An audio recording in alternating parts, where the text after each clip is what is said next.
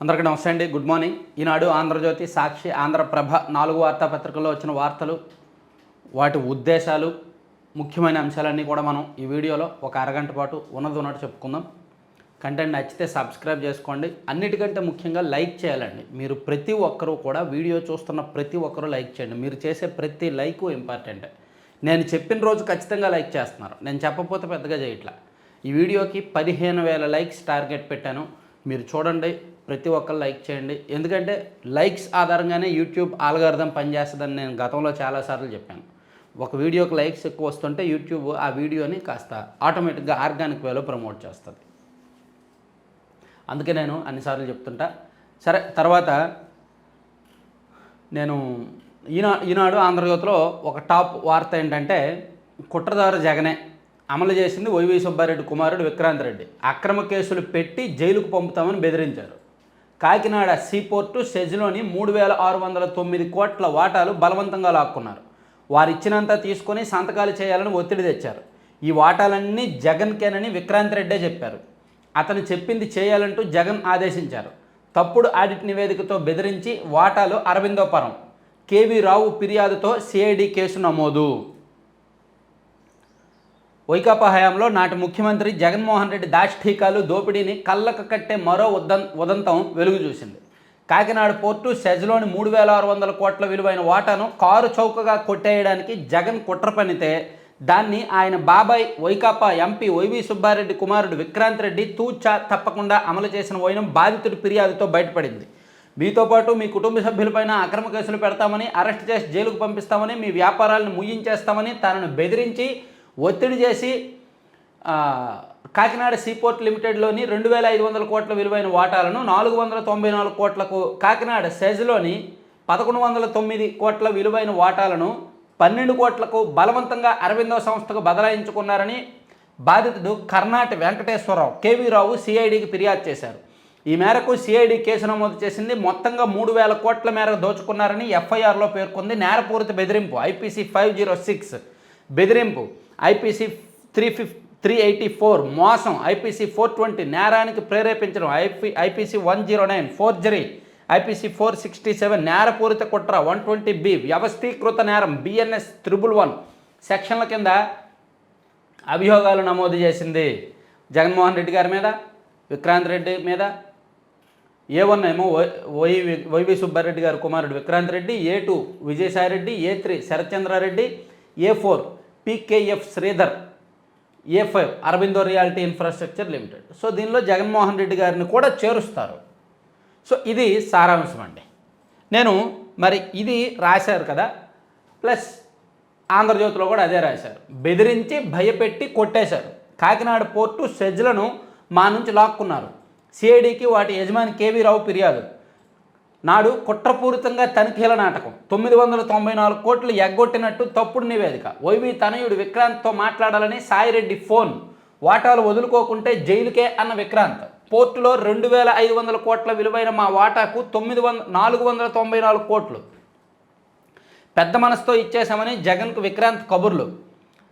అన్యాయం గురించి చెబుతున్నా వినండి నాటి సీఎం. విక్రాంత్ రెడ్డి చెప్పినట్టు చేయాలని హుకుం. 10 పేజీల ఫిర్యాదులో వివరించిన కేవీ రావు. విక్రాంత్ రెడ్డి, సాయిరెడ్డి, అరవిందోలపై కేసు నమోదు, ఎవరెవరు ఏంటనేది ఇచ్చారు. ఇక్కడ ఒక కీలకమైన అంశాన్ని మనం చెప్పుకుందామండి. చాలా ఇంపార్టెంట్ అంశం, నేను చెప్తాను చూడండి. ఇప్పుడు యాక్చువల్లీ ఈ అంశం, కాకినాడ పోర్ట్ అంశం ఎందుకు తెర మీదకి వచ్చింది? 2 భాగాలు. ఒకటి, ఫస్ట్ అది మొదలైంది రేషన్ బియ్యం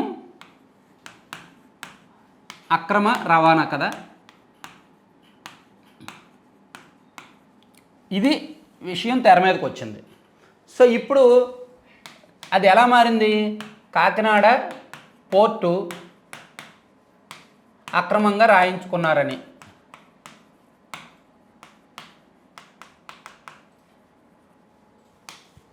మీరు చాలా జాగ్రత్తగా అబ్జర్వ్ చేయండి.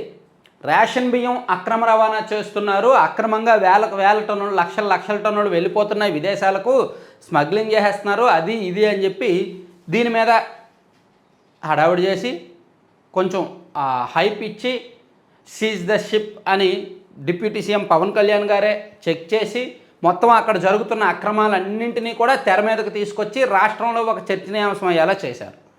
ఆ చర్చనీయాంశం మొత్తం సరే ఇంకా అందరం ఏమనుకున్నాం, అమ్మయ్య రేషన్ బియ్యంలో అక్రమాలు తగ్గిపోతాయి, రేషన్ బియ్యంలో ఎక్కడెక్కడైతే డీలర్ల స్థాయి నుంచి, మండల స్థాయి నుంచి, గ్రామ స్థాయి నుంచి ఏదేదో ఉందో రూట్ లెవెల్లోకి ప్రభుత్వం వెళ్తుంది, సో రేషన్ బియ్యం అక్రమ తరలింపు ఇంకా ఆగిపోద్ది అనుకున్న దశలో రేషన్ బియ్యం మెయిన్ సబ్జెక్ట్ అవ్వలేదు. ఇప్పుడు కాకినాడ పోర్టు మెయిన్ సబ్జెక్ట్ అయింది.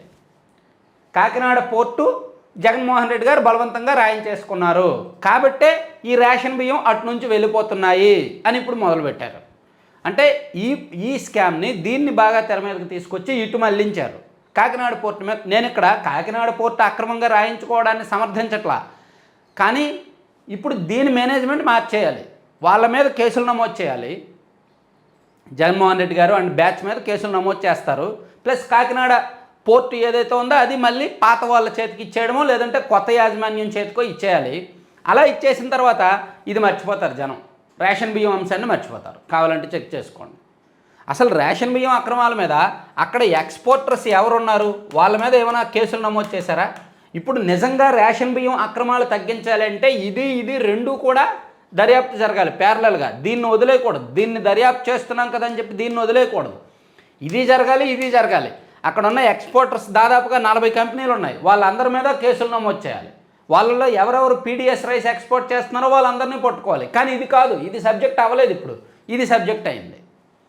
సో దీనిలో political intention, purely political intention. అక్కడ కరప్షన్ని కంట్రోల్ చేద్దామనే కంటే గతంలో వాళ్ళు తప్పులు చేశారు కాబట్టి వాళ్ళని వెంటాడదాం అనేది.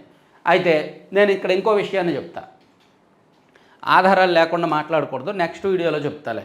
సో కాకినాడ పోర్టులో 2021కి ముందు కూడా బియ్యం అక్రమ రవాణా జరగలేదని కాదు, అది నేను నెక్స్ట్ వీడియో ఒకసారి చేస్తాను. అంటే మేబీ టీడీపీ జనసేన వాళ్ళకు కొంచెం హర్ట్ అవ్వచ్చు, కానీ అసలు విషయం మనం ఉన్నట్టు మాట్లాడుకోవాలి కాబట్టి నేను నెక్స్ట్ వీడియోలో ఒకసారి అసలు 2014 నుంచి 2024 వరకు కాకినాడ పోర్టు నుంచి ఎంత మేరకు బియ్యం అక్రమ రవాణా జరిగిందనేది నేను ఆధారాలు తెప్పించుకున్నాను, అది చెప్తాను నెక్స్ట్ వీడియో. సరే, అది పక్కన పెట్టేస్తే ఐపీఎస్ అధికారి సంజయ్ సస్పెన్షన్, అగ్నిమాపక డీజీ సిఐడి చీఫ్ హోదాల్లో అక్రమాలు, నిధుల దుర్వినియోగానికి పాల్పడినట్టు విజిలెన్స్ విచారణలో వెల్లడి. ఆ నివేదిక ఆధారంగా చర్యలు తీసుకున్న ప్రభుత్వం. ఇది వైకాపా హయాంలో నాటి ప్రభుత్వ పెద్దల అరాచకాలకు కొమ్ము కాసిన సీనియర్ ఐపీఎస్ అధికారి సంజయ్ను రాష్ట్ర ప్రభుత్వం సస్పెండ్ చేసింది. ఇది ఊహించిందేగా, ఎక్స్పెక్ట్ చేసిందే. మరి జగన్మోహన్ రెడ్డి గారు చెప్పిన దానికంతా తలూపి తను ఐపీఎస్ అనే సంగతి మర్చిపోయి సొంత అజెండా అమలు చేసిన వైకాపా పార్టీ అజెండా అమలు చేసిన అధికారుల మీద చర్యలు తీసుకుంటారని ఊహించిందే. సో ఎప్పుడైనా పొలిటికల్ కరప్షన్ జరుగుతున్నప్పుడు, పొలిటికల్ టార్గెట్స్ జరుగుతున్నప్పుడు నెక్స్ట్ ప్రభుత్వాలు మారాక ఫస్ట్ బలయ్యేది అధికారులే. పొలిటీషియన్స్ సేఫ్గానే ఉంటారు, అవసరమైతే వాళ్ళ పార్టీలు మారిపోతారు. పెద్దిరెడ్డి గారి మీద కేసు నమోదు చేస్తే ఆయన అవసరమైతే బీజేపీకి వెళ్ళిపోతాడు. బాలినేని గారు కేసు నమోదు చేస్తారని ఆయన ఆల్రెడీ జనసేనకు వచ్చేసాడు. సో గతంలో వైసీపీ ఉన్నప్పుడు ఎవరెవరైతే తప్పులు చేశారో వాళ్ళందరూ పార్టీలు మారిపోతారు, వాళ్ళ సేఫ్. కానీ ఐపీఎస్లో ఐఏఎస్లో పార్టీలు మారలేరుగా, వాళ్ళు ఖచ్చితంగా చేసిన దానికి అనుభవించాల్సిందే. ఇప్పుడు అదే జరుగుతుంది.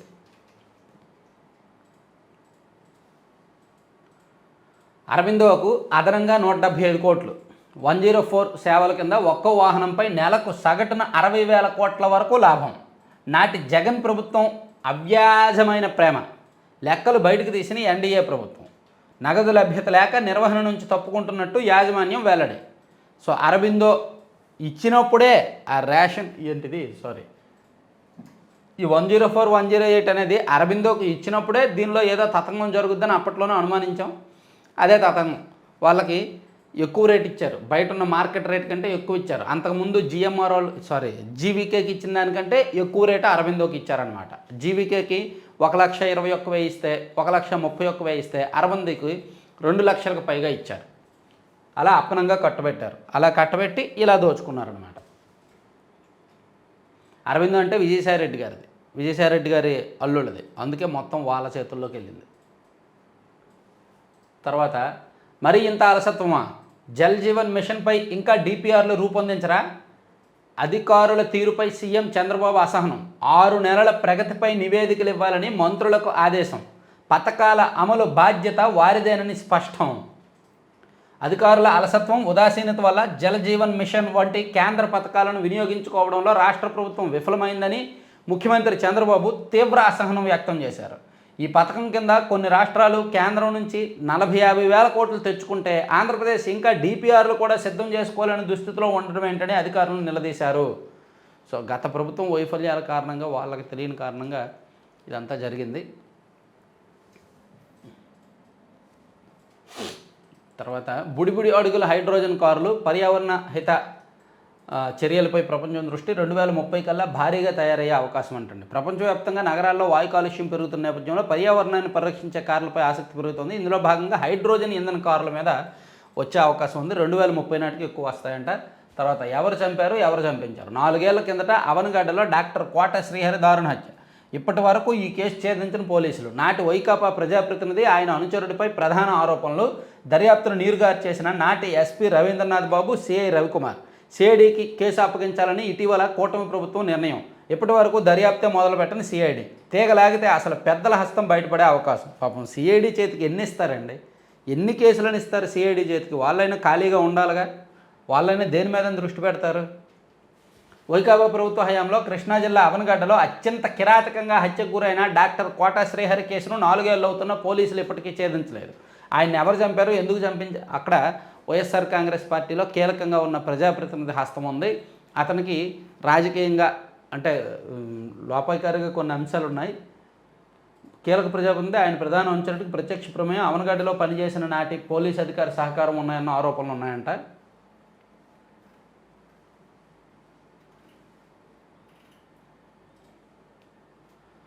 ఇక ఇదే సంగతి కార్టూన్ చూడండి. జగన్ అక్రమాస్తుల కేసుల విచారణలో జాప్యం ఏంటి? సిబిఐని ప్రశ్నించిన సుప్రీం. ఇకనైనా కేసుల్లో వేగం పెంచి మీకు తగిన న్యాయం జరగాలని గుడికెళ్ళి అర్చన చేయించేశారు ఇందా ప్రసాదం. గుడికెళ్ళి అర్చన చేయించాడంట, కేసుల్లో వేగం పెరిగి మీకు తగిన న్యాయం జరగాలని. పాపం ఇది సంగతి కార్టూన్. ఒకప్పుడు రోజు రకరకాల అంశాల మీద వచ్చాయి, కానీ ఇప్పుడు అంతా జగన్మోహన్ రెడ్డి గారి గురించే ఎక్కువ వస్తాయి. ఆయన గురించి ఏం రాసినా నవ్వు వస్తుంది. ఆయన అలా తయారు చేస్తారు. ఆయన కూడా అలా తయారయ్యాడు. వృద్ధుడి నుంచి 1.5 కోటి కొట్టేసిన సైబర్ నేరగాళ్ళు. డిజిటల్ అరెస్ట్ అంటూ బెదిరింపులు, ఫిక్స్డ్ డిపాజిట్ సొమ్మును పంపి మోసపోయిన బాధితుడు. అనకాపల్లి జిల్లా నర్సీపట్నానికి చెందిన 71 ఏళ్ల విశ్రాంత ఉద్యోగి నుంచి సైబర్ నేరగాళ్ళు ఏకంగా 1.4 కోట్లు కాజేశారంటండి. డిజిటల్ అరెస్ట్ అనేది లేదండి చట్టంలో.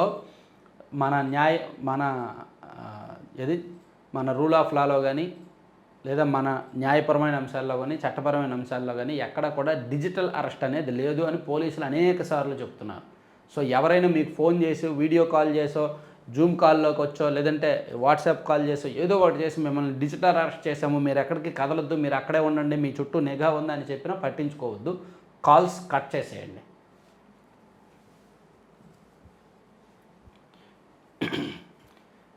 అంతర్జాతీయ ఐటీ హబ్గా రాష్ట్రం. కోవర్కింగ్, నైబర్హుడ్ వర్కింగ్ స్పేస్లకు ప్రాధాన్యం. ఐటీ కేంద్రంగా విశాఖ, కనీసం 1,00,000 మందికి ఉపాధి. ఓకే. చంద్రబాబు ఇక కేర్ ఆఫ్ వెలగపూడి. రాజధాని ప్రాంతంలో ఇంటి స్థలం కొనుగోలు. రాజధాని ప్రాంతంలోని వెలగపూడిలో చంద్రబాబు నాయుడు గారు ఇంటి స్థలం కొనుగోలు చేశారంట. తర్వాత కొట్టు మాకొద్దు, తాడేపల్లిగూడెం వైకాపా నేతల తీర్మానం. మాజీ మంత్రి కొట్టు సత్యనారాయణ, వైఎస్ఆర్ కాంగ్రెస్ పార్టీలో మాకు అవసరం లేదు, వేరే నాయకుడిని ఎవరినైనా ఇన్ఛార్జిగా నియమించండి అని చెప్పి తాడేపల్లిగూడెం నియోజకవర్గ వైఎస్ఆర్ కాంగ్రెస్ పార్టీ నాయకులందరూ కూడా పట్టుబట్టారు. తర్వాత పోలవరం పునరావాస పనులకు అదనపు ధరలు. జీవో 35 వర్తింపునకు ముఖ్యమంత్రి అంగీకారం. మంత్రిమండలి ముందుకు ప్రతిపాదన. ఆర్థికంగా భారమైన గోదావరి బనకచెర్ల ప్రాజెక్టు చేపడదాం ముఖ్యమంత్రి చంద్రబాబు. పోలవరం ప్రాజెక్టు పునరావాస పనులు చేస్తున్న గుత్తేదారులకు జీవో నెంబర్ 35ను వర్తింపజేసేందుకు ముఖ్యమంత్రి చంద్రబాబు సూత్రప్రాయంగా అంగీకరించారు. ఎప్పుడో ఆగిపోయిన పనులను ఇప్పుడు పాత ధరలకు ఇచ్చేసేందుకు గుత్తేదారులు ఆసక్తి చూపడం లేదు. దీంతో జీవో నెంబర్ 35 ప్రకారం అదనపు ధరలు చెల్లించే అవకాశం ఉంటుంది. ఇప్పుడు ధరలు వాళ్ళు అమలు చేయలేరు కాబట్టి పునరావాస పనులు చేయడానికి ఇంకొంచెం అదనంగా డబ్బులు ఇస్తారు. ఒకటి రాశారు. తీరానికి మణిహారం. రాష్ట్రంలో మెగా షిప్యార్డ్ ఏర్పాటుకు చర్యలు. ఒకవైపేమో ఐటీ హబ్ అంటారు, రాష్ట్రం అంతర్జాతీయ ఐటీ హబ్. ఇంకోవైపేమో మెగా షిప్యార్డ్ ఏర్పాటుకు చర్యలు. కోవర్కింగ్ స్పేస్ ఏర్పాటుకు ప్రోత్సాహకాలు. వస్త్ర రంగంలో 2 లక్షల మందికి ఉపాధి. మంత్రివర్గ సమావేశంలో కీలక నిర్ణయాలు. నిన్న మంత్రివర్గ సమావేశం కేబినెట్ భేటీ జరిగింది కదా. ఈ కేబినెట్ భేటీలో తీవ్రమైన కీలకమైన అంశాలను చర్చించారు. దీనిలో భాగంగా కాకినాడ పోర్టు గురించి, కాకినాడ రేషన్ బియ్యం గురించి చర్చిస్తూనే, మంత్రుల పనితీరు గురించి మాట్లాడుతూనే, రకరకాల ప్రాంతాల్లో సాగునీటి నీటి ప్రాజెక్టుల గురించి, పులివెందుల, శ్రీకాకుళం జిల్లా ఉద్దానం, నంద్యాల జిల్లా డోన్ లాంటి నియోజకవర్గాల్లో నీటి ప్రాజెక్టుల గురించి, అలాగే గ్రామాల్లో యువతకు అవకాశాల కల్పన, అలాగే తీర ప్రాంతంలో పోర్టులు, పోర్టు ఆధారిత పరిశ్రమలు, వీటన్నింటి మీద కూడా నిన్న చర్చించారు. అలాగే టెక్స్టైల్ రంగంలో పెట్టుబడుల గురించి మంత్రిమండలిలో చర్చించారన్నమాట.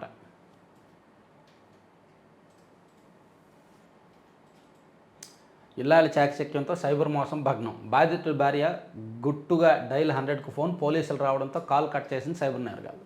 మిమ్మల్ని డిజిటల్ అరెస్ట్ చేస్తున్నామంటూ ఈడీ పోలీస్ అధికారుల పేరిట ఓ ఉద్యోగిని వీడియో కాల్లో సైబర్ నేరగాళ్లు బెదిరించారు. ఈ క్రమంలో ఆయన భార్య చాకచక్యంగా పోలీసులకు సమాచారం ఇవ్వడంతో వారు రంగంలోకి దిగి దుండగుల కుట్రను భగ్నం చేశారు. అలా కాల్ చేసినప్పుడు కాల్ బ్లాక్ చేసేయచ్చు కదా, నెంబర్ బ్లాక్ చేసేయచ్చు కదా, మనకు ఆప్షన్ ఉంది కదా, వాళ్ళతో ఎందుకు మాట్లాడడం? ఇంటర్ విద్యార్థులకు మధ్యాహ్న భోజనం. పాఠశాల ఇంటర్మీడియట్ విద్యా సమీక్షలో మంత్రి నారా లోకేష్. మంచిదే, కాబట్టి కాస్త క్వాలిటీ పెట్టండి. కొన్ని చోట్ల పురుగులు వస్తున్నాయని మొన్న నాకు విశాఖపట్నం నుంచి ఒక పేరెంట్ ఫోన్ చేశారు. విశాఖపట్నం నుంచి నాకు ఒక పేరెంట్ ఫోన్ చేసి మధ్యాహ్న భోజనంలో పురుగులు వస్తున్నాయండి, పిల్లలు తినలేకపోతున్నారు అన్నాడు. అయితే నాకు వీడియో కానీ, ఫోటో కానీ, వీడియో కానీ పంపించండి. మీరు అలా ఫోన్లు చేసి చెప్తే కుదరదు, ఆధారం ఉండాలి కదా అని చెప్పా. కనీసం మీ పిల్లలు, మీ పాప చెప్తున్న వీడియో అయినా తీసి పంపించండి అన్న. లేదండి మా పాప చెప్పడానికి భయపడుతుంది, మళ్ళీ స్కూల్లో ఏమైనా అంటారని, ప్లస్ మనకి స్కూల్లో కూడా వెళ్ళి వీడియో తీయలేం కదా అన్నారు.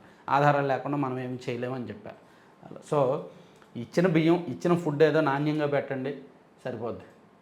రేషన్ బియ్యం ఎగుమతితో నా బియ్యంకుడికి సంబంధం లేదు. అంబటి పేరునాని ఆరోపణలపై మంత్రి కేశవ స్పందన. వాళ్ళకి సంబంధం లేదు, మీకు సంబంధం లేదులే, వాళ్ళు మంచోళ్ళే, మీరు మంచోళ్ళే. పోర్టులో వాటా కోసం రాక్షస రాజకీయం. ఆడిట్లో తప్పులు చూపించి కేసులు పెడతామని హెచ్చరిక. కాకినాడ పోర్టులో కేవీ రావు నుంచి అరబిందోకు వాటాలు బదిలీ. ఓకే, పోర్టు అథారిటీ అధీనంలోనే స్టెల్లా ఎల్ నౌకను ఆపగలిగే అధికారం అథారిటీకే. షిప్లో పేదల బియ్యం ఉన్నట్టు నా తనిఖీలో తేలింది. కాకినాడ జిల్లా కలెక్టర్ షణ్మోహన్. నౌకలో నేడు అధికారుల బృందం సోదాలు. పోర్టుల్లో చట్ట వ్యతిరేక కార్యకలాపాలను ప్రోత్సహించొద్దు, కస్టమ్స్ కమిషనర్ నరసింహారెడ్డి. సరే, ఇవన్నీ ఈనాడులో వార్తాంశాలు. మనం సాక్షికి వెళ్దాం. నెక్స్ట్ సాక్షికి వెళ్తే క్వార్ట్జ్ గనుల్లో గనుల లూటీ. నెల్లూరు జిల్లా సైదాపురంలో ముఖ్య నేత ముడుపుల డీల్. 1000 కోట్ల విలువైన ఖనిజ సంపద లూటీకి భారీ స్కెచ్. ఇది సింపుల్, చాలా సింపుల్. గతంలో వైసీపీ అధికారంలో ఉన్నప్పుడు అనిల్ కుమార్ యాదవ్ గారు లాస్ట్ 1 ఇయర్ గట్టిగానే చేశారు. అంతకుముందు వేరే వైసీపీ నాయకుడు చేశారు. మొత్తానికి నెలకు ఒక 25 నుంచి 30 కోట్లు తాడేపల్లి ప్యాలెస్కి వెళ్ళేది అనేది ఒక ఆరోపణ. ఇప్పుడు కూటమి అధికారంలోకి వచ్చింది కాబట్టి నెల్లూరు జిల్లాలోనే ఉన్న ఆయన అనిల్ కుమార్ యాదవ్ గారు బాబాయ్ రూప్ కుమార్ యాదవ్ గారికి అప్పచెప్పారంట క్వార్ట్జ్ లావాదేవీలన్నీ కూడా. సో ఎవరు అక్కడ తవ్వినా సరే ఆయనకే అమ్మాలి, ఆయనకే ఇవ్వాలి, గనులు ఆయనకే ఇవ్వాలి. ఆయన వెనక ఒక కీలకమైన ఎమ్మెల్యే గారు, ఒక సీనియర్ నాయకుడు కూడా ఉన్నారు. ఇద్దరూ కలిపి పార్టీ పెద్దలకు కూడా కప్పం అనేది కామన్ ఏ పార్టీలో అయినా సరే. సో వైసీపీలో ఉన్నప్పుడు ఆ ప్యాలెస్కి కప్పం కట్టేవారు. ఇప్పుడు టీడీపీ అధికారంలో ఉంది కాబట్టి వాళ్ళు చేస్తున్నారు కాబట్టి మొత్తం వాళ్ళే తినరుగా, పైకి కూడా కప్పం కట్టాలిగా, పైకి కూడా కప్పం కడుతున్నారు. అది సైదాపురం, పొదలకూరు మండలాలు, ఎక్కువగా సైదాపురం మండలాల్లో ఉంటుందన్నమాట. కనీ విని ఎరుగని రీతిలో ఏకంగా ముఖ్య నేత పర్యవేక్షణలో జరుగుతున్న తెల్లబోయే లూటీ కథ ఇది. పరిశ్రమ ఏర్పాటు ముసుగులో ప్రకృతి సంపదను పిండి చేసే ఘనాపాటీల వ్యూహం దీని వెనక దాగి ఉంది. ముఖ్య నేత ఆదేశాలతో స్వయంగా ఆయన కార్యాలయమే రంగంలోకి దిగి ఈ వ్యవహారాలను చక్కబెడుతోంది. క్వార్ట్జ్, నెల్లూరులో ఉన్న క్వార్ట్జ్ గనుల మీద అనమాట. ఎవరు అధికారంలో ఉంటే వాళ్ళండి.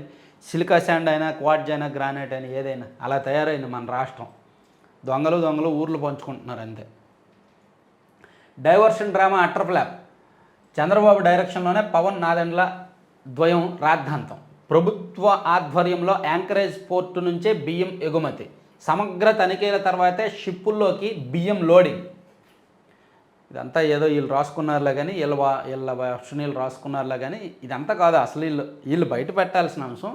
నిజంగా రేషన్ బియ్యం అక్రమాలు కంట్రోల్ చేయాలంటే రూట్ లెవెల్లోకి వెళ్ళాలి, స్టార్టింగ్ పాయింట్కి వెళ్ళాలి. కానీ వాళ్ళు ఎండింగ్ పాయింట్ ఎక్కడైతే ఉందో అక్కడే రాజకీయం చేస్తున్నారు తప్ప రూట్ లెవెల్లోకి వెళ్ళట్లేదు. అది ప్రజలకు కావాల్సిన అంశం. నెక్స్ట్ వీడియోలో వివరిస్తాను. ప్రీమియం చెల్లించకపోతే పంటల బీమాకు అనర్హులు, రైతులకు వ్యవసాయ శాఖ స్పెషల్ సిఎస్ రాజశేఖర్ స్పష్టీకరణ. ఓకే. ప్రజారోగ్యంపై పగ, డయాలసిస్ బాధితులకు 108లో ఉచిత ప్రయాణానికి ప్రభుత్వం మంగళం. గత 3 వారాలుగా నిలిచిపోయిన సేవలు, డయాలసిస్ కోసం అంబులెన్సులు రావుంటున్న కాల్ సెంటర్లో. ప్రత్యామ్నాయ ఏర్పాట్లు చేయకుండా ఉన్న పొలంగా రద్దు. చంద్రబాబు ప్రభుత్వంపై రోగుల ఆగ్రహం. ఇది కరెక్టే.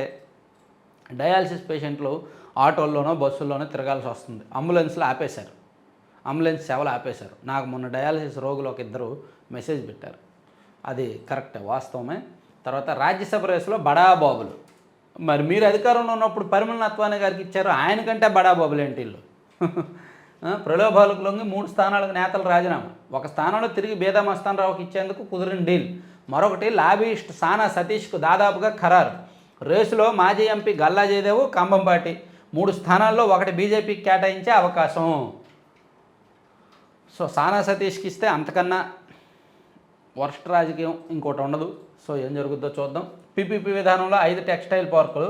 ఏపీ టెక్స్టైల్ గార్మెంట్స్ పాలసీ 2024-29కి మంత్రిమండలి ఆమోదం. పలు పాలసీలకు కేబినెట్ ఆమోదం. రాజధానిలో 11,471 కోట్ల విలువైన పనులకు టెండర్లు. డిసెంబర్ 15 ఘనంగా పొట్టి శ్రీరాములు వర్ధంతి. షిప్ సీజ్పై కేంద్రాన్ని సంప్రదించాల్సి ఉంది.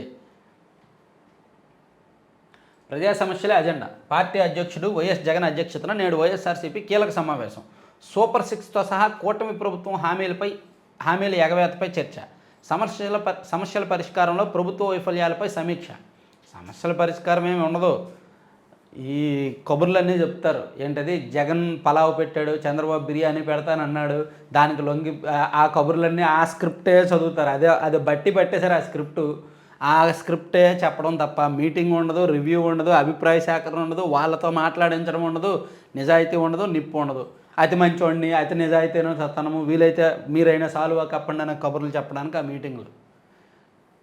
జగన్మోహన్ రెడ్డి గారు మీటింగులు అంటే ఆ సీరియస్నెస్ పోయింది, పార్టీ వాళ్ళకు కూడా పోయింది. అదే స్క్రిప్ట్. అతి మంచితనం దెబ్బతీసింది, అతి నిజాయితీ దెబ్బతీసింది, అబద్ధాలను చెప్పకపోవడమే మన సమస్య. తెలీదా నాయకులకు? తెలీదా పార్టీలో అబద్ధాలు ఎలా చెప్తున్నారా? ఆ సొంత పార్టీ నాయకులకు తెలీదా? 104 ఉద్యోగులపై ఎస్మా. ఓకే. సెకీతో ఒప్పందంపై దుష్ప్రచారం మానండి. ఏపీలో సౌర విద్యుత్ విషయంలో సెకీతో జరిగిన ఒప్పందంపై ఒక వర్గానికి చెందిన మీడియా సంస్థలు నకిలీ మేధావులు చేస్తున్న దుష్ప్రచారాన్ని ఆపాలని ఎంపీ. ఇప్పుడు అయిపోయింది, అదానీ గారికి సెకీ ఇది అయిపోయింది, డైవర్ట్ అయిపోయింది, కాకినాడ పోర్టు మీదకి వచ్చింది. మీరు మళ్ళీ దాన్ని కెలకొద్దు. సో ఆంధ్రజ్యోతిలో చూసుకుంటే ఇది ఆల్రెడీ చెప్పుకున్నాం కదా, ఇదంతా చాలా పెద్దది రాశారు. మ్యారిటైమ్ హబ్గా ఏపీ, రాజధాని అమరావతి పనులకు గ్లోబల్ టాలెంట్ హబ్గా ఏపీ, బహుళజాతి సంస్థలకు ప్రోత్సాహకాలు, ఐటీకి ఫాస్ట్ ట్రాక్ అనుమతులు, క్యాపిటల్ సబ్సిడీగా 50% రాయితీ, రోజంతా తాగునీరు, డ్రిప్పు స్ప్రింక్లర్ల ద్వారా సాగునీరు, పారిశ్రామిక అవసరాలు తీర్చాలి, జల విధానానికి సీఎం ఓకే.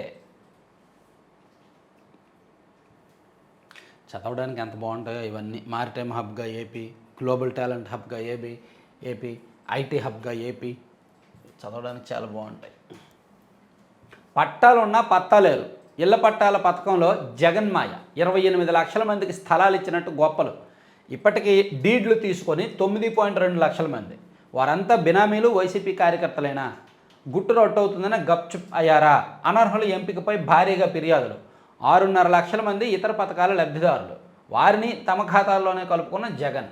సీఎంకు రెవెన్యూ మంత్రి నివేదిక. సమగ్ర దర్యాప్తునకు ముఖ్యమంత్రి ఆదేశం. మరో దర్యాప్తు, మరో విచారణ. అదేంటంటే జగన్మోహన్ రెడ్డి గారి హయాంలో పట్టాలు ఇచ్చారు కదా, వాళ్ళలో 9.2 లక్షల మంది డీడ్లు తీసుకోలేదంట. సో వాళ్ళందరూ బినామీలే.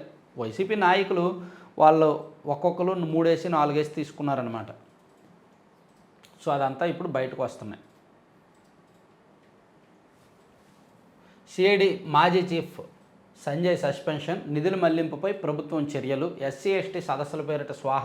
అగ్నిలో అవినీతిపైన వేటు. సంబల హింస వెనక కుట్ర. యూపీలో ఉప ఎన్నికల నేపథ్యంలో వివాదం. మత సామరస్యాన్ని దెబ్బతీస్తున్న బీజేపీ. లోక్సభలో అఖిలేష్ యాదవ్ విమర్శ. అదానీ అంశంపై పార్లమెంటు ప్రాంగణంలో విపక్ష ఎంపీలు నిరసన.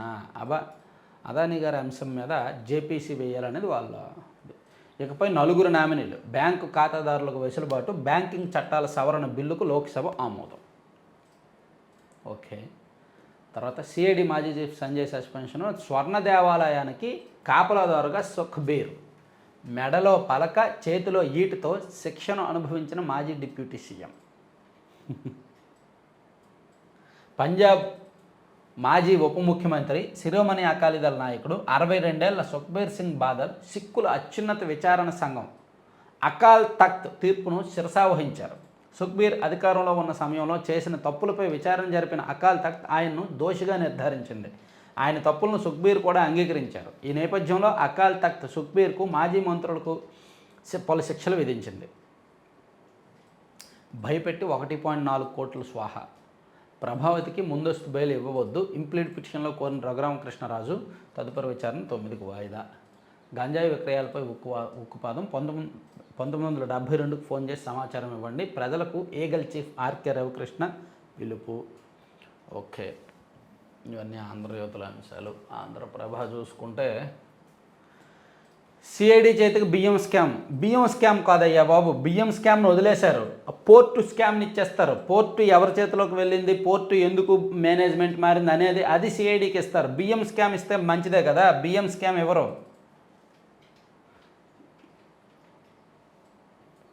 మంత్రులకు అర్ధ సంవత్సర పరీక్షలు, ప్రోగ్రెస్ రిపోర్టులు, సమగ్ర నివేదికలు ఇవ్వాలని మంత్రులకు సీఎం చంద్రబాబు సూచన.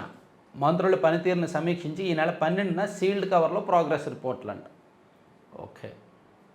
తర్వాత ఇంటర్ స్టూడెంట్స్కు మధ్యాహ్న భోజనం, ప్రభుత్వ పాఠశాలలకు స్టార్ రేటింగ్ ఇవ్వాలని నిర్ణయం. ఓకే. 10-11 తేదీల్లో కలెక్టర్ల సదస్సు, రాష్ట్ర అభివృద్ధిపై కలెక్టర్లకు దిశానిర్దేశం చేయనున్న చంద్రబాబు. 11న శాంతి భద్రతలపై సమీక్ష. తెలంగాణ మాజీ మంత్రి హరీష్ రావు ఫోన్ ట్యాపింగ్ కేసులో హరీష్ రావు మీద ఎఫ్ఐఆర్ నమోదైంది. ఆ ఫోన్ ట్యాపింగ్ కేసు ఒకటి పాపం 8 నెలలు అవుతుంది కానీ ఇంకా అతిగతి లేదు. ఆ కీలకమైన నిందితుడు ప్రభాకర్ రావు అమెరికా వెళ్ళిపోయాడు, ఆయన అక్కడ నుంచి రావట్లేదు. ఆయన వస్తే నిజాలు తెలుస్తాయని, ఆధారాలు దొరుకుతాయని వీళ్ళు చూస్తున్నారు. ఫోన్ ట్యాపింగ్ కేసు తెలంగాణలో. వచ్చే వారం పోలవరానికి అదే రోజు టైం షెడ్యూల్ విడుదల. So next Monday Chandrababu Naidu గారు పోలవరం వెళ్ళి అక్కడ ఒక షెడ్యూల్ కూడా రిలీజ్ చేస్తారంట. ఎప్పుడు పూర్తి చేస్తాం ఏంటనేది. రెడీమేడ్ దుస్తులు, సిగరెట్లకు జీఎస్టీ దెబ్బ. ఓకే. సైన్యం చేతికి నాగాస్త్రం 1. సాగునీటి సంఘాల ఎన్నికలు వాయిదా. దక్షిణ కొరియాలో ఎమర్జెన్సీ. లాఠీతో తంటానే, పోలీసులను అడ్డం పెట్టుకొని రాజ్యం వెళ్తామంటే కుదరదు.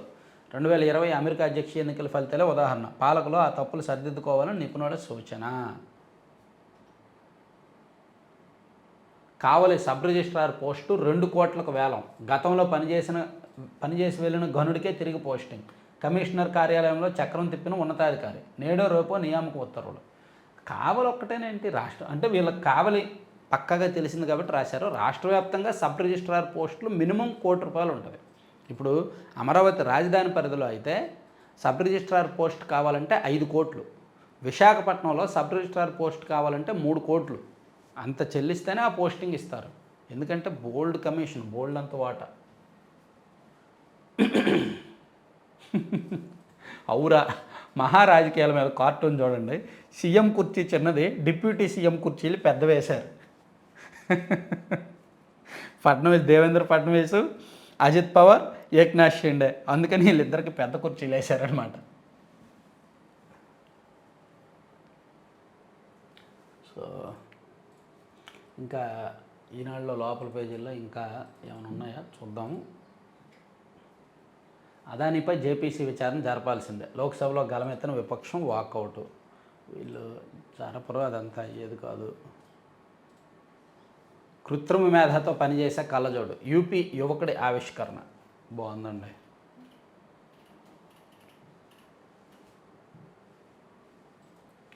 చిన్మయ్ కృష్ణదాస్ న్యాయవాదిపై దాడి, హిందూ సాధువు కేసు చేపట్టేందుకు భయపడుతున్న లాయర్లు. పాపం బంగ్లాదేశ్లో అతన్ని అరెస్ట్ చేశారు. అతని కేసుని చేపట్టడానికి కూడా భయపడుతున్నారంట లాయర్లు. భారత హైకమిషనర్కు బంగ్లాదేశ్ సమన్లు. అగర్తల ఘటనపై ఆందోళన వ్యక్తం చేసిన ఢాకా. ద్వైపాక్షిక బంధానికి ఇది అవరోధం కాదన్న భారత్. నోయిడాలో 160 మంది రైతుల అరెస్టు. కాల్పుల విరమణకు తూట్లు. లెబనాన్పై ఇజ్రాయెల్ దాడి. 11 మంది మృతి. నరకం చూపిస్తానన్న ట్రంప్.